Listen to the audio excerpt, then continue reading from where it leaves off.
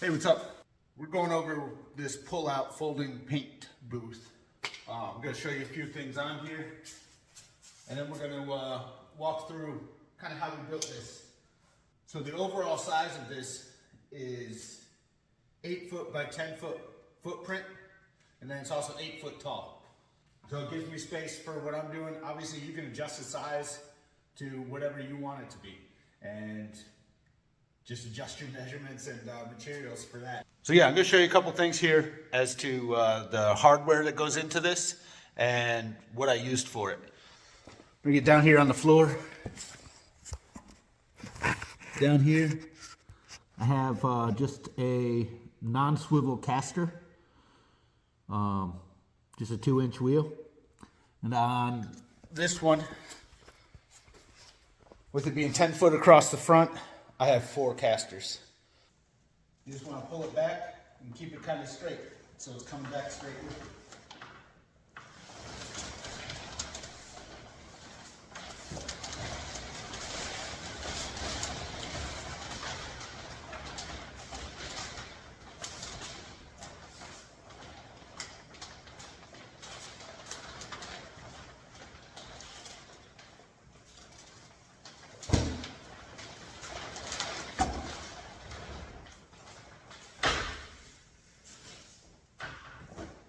So I usually roll it out with the door shut. Actually helps control how much it's going. It puts kind of a vacuum in there, lets it come out nice and slow.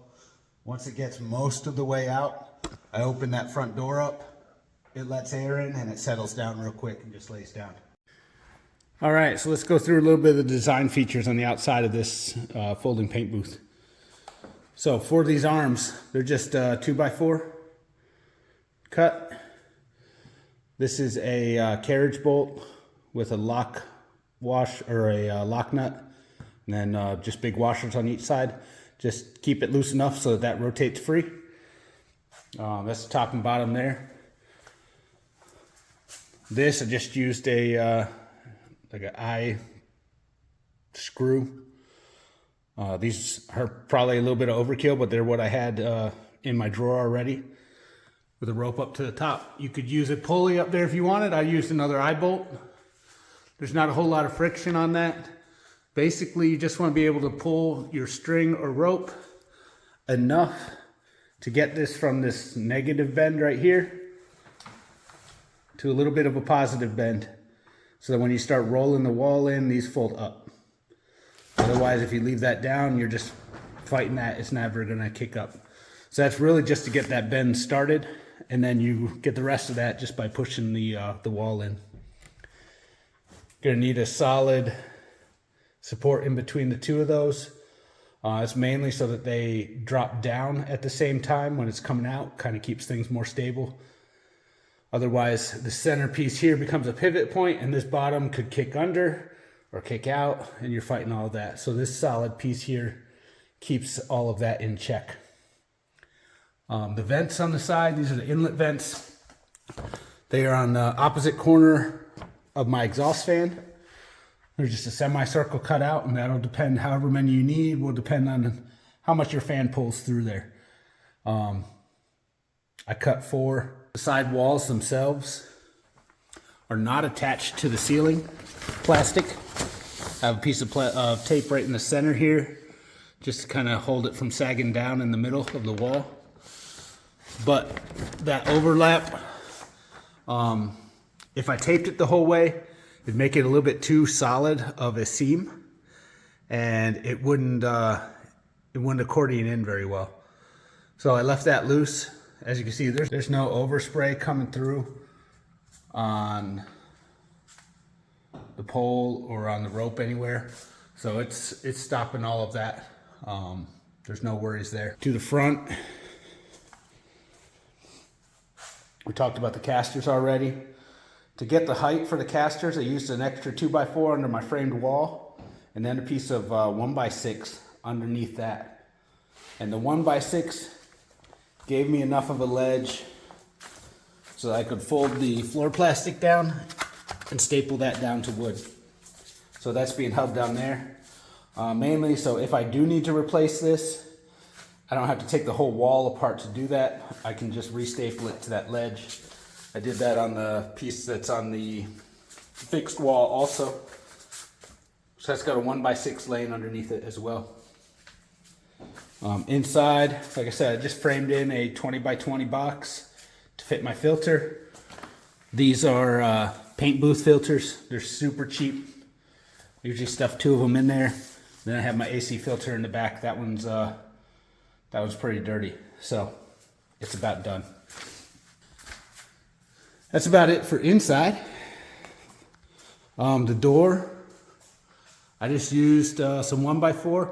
If you can't tell, a lot of this build is just scrap I had in the shop from doing trim work, from doing some stuff on the house. So I just did pocket holes, built a little frame, stapled plastic to the inside. I had some old cabinet hinges, face-mounted cabinet hinges, and I use that. The door stays shut perfectly fine because when the fan is on, it's creating a suction in there, so it holds that door shut, nothing comes out. All the way around where I did the plastic, I just ripped down like 1/4-inch strips of 2x4 to fold the plastic over and nail that down, just so it's not going to rip off of there very easy. It's kind of supported the whole way. Around the door, I'll probably go back and put a nailer over this. I just stapled plastic straight to the door and then trimmed it out. You see a couple spots it's starting to kind of loosen up around the staple, like that. But it's doing all right so far. But that's why I wrapped and nailed around the corners or around the edges, so I wouldn't have to worry about that on the rest of it. On the top, the ceiling piece, I actually wrapped that around a 2x4 to lay on top of the wall itself, on the front and the back. So that's also wrapped around a 2x4, just so there's a lot of clamping pressure on that plastic and I'm not worried about it pulling off of there. On the front edge here, you notice I have this slot cut in here, and that's because I don't put my paint sprayer inside the booth with me. I just cover the floor here with some of that rosin paper. I put my paint sprayer and my bucket and everything out here so I can mix paints, I can change buckets and do everything like that on the outside. And then the gun just goes through that opening and it's reinforced with tape so the plastic won't rip. And all my equipment's outside, so then I'm not taking up extra space. It's only an 8 by 10 foot floor space in there, so it's not a giant space when you get a couple doors in there set up to paint. So that's about it for the build. I'm going to show some of the in progress pictures, and I'll narrate through those so you can kind of see how I built the wall, the front and back walls, and then how I attached the arms and put the side plastic on and the roof plastic. But that's it. It's a pretty simple build. So here we have the empty shop and then the different hardware that I used for this. There's the back wall with the plastic that's mounted up against the baseboard. I did the front wall also with the plastic already on there and attached the swing arms while it was laying down. I was able to stand it up and put the roof plastic on. Then just go on the inside and do the floor and the plastic. And there's that rosin paper I was talking about. All right, so here we go with the regular speed fold up. There were a ton of views on the Instagram. I think it's at like 1.3 million or something at the time of this, which is like 3 or 4 days after I posted it. Of it coming off the wall and folding back up in hyperspeed. So you saw me unfold it in regular time, and then here's folding it up. It works fairly well.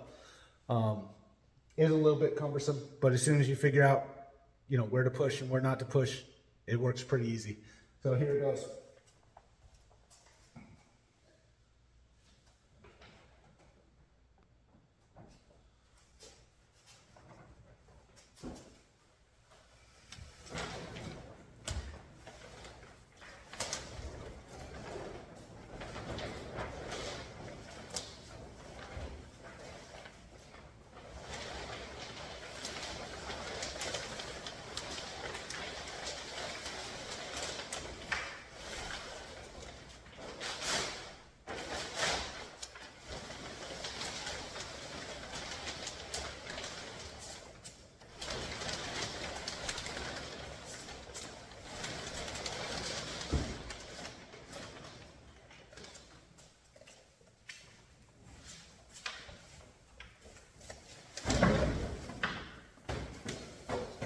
here.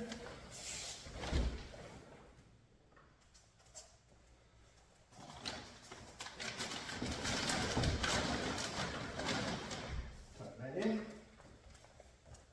Over here. Okay, that's tucked in.